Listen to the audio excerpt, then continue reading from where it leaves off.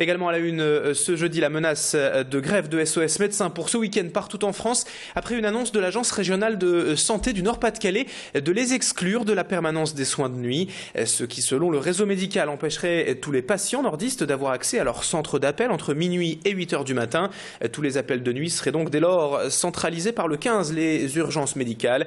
Une décision contraire au texte législatif et réglementaire en vigueur selon le vice-président de SOS Médecins qui lance donc un préavis de grève ce week-end dans la région.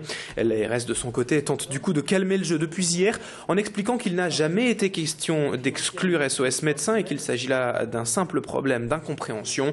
Le directeur de l'agence de santé régionale, Daniel Lenoir, a joint ainsi hier l'association et tout serait désormais réglé selon lui.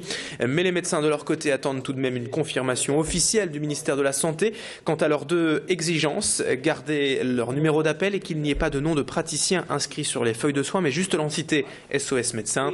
Retour sur cette polémique avec les explications du docteur Lucas Billa, médecin à Roubaix et membre d'SOS Médecins. Et puis juste après, on écoutera le directeur de l'ARS, Daniel Lenoir, des propos recueillis hier par Macha Grunessen et Mathilde Espinas.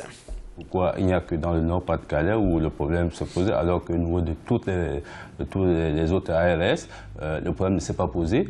Les cahiers des charges ont été signés et nous, c'est un problème qui traîne déjà depuis pratiquement, je dirais même un peu plus de 7-8 mois. On pensait dans un premier temps que l'affaire était réglée, mais là, dernièrement, lorsque le texte est sorti, on s'est rendu compte que de toute façon, on n'a pas été écouté. On ne sait pas pourquoi ça s'est passé. C'est d'ailleurs pour ça que SOS Médecins France a décidé de lancer un mot d'ordre de grève sur le plan national pour qu'on puisse avoir des explications, pour qu'on sache pourquoi il n'y a que dans le Nord-Pas-de-Calais que ça bloque. De toute façon, il n'a jamais été question d'exclure SOS Médecins ou d'interdire à SOS Médecins d'intervenir quand ils sont appelés. C'est le cas aujourd'hui, c'était le cas hier et ça sera le cas demain.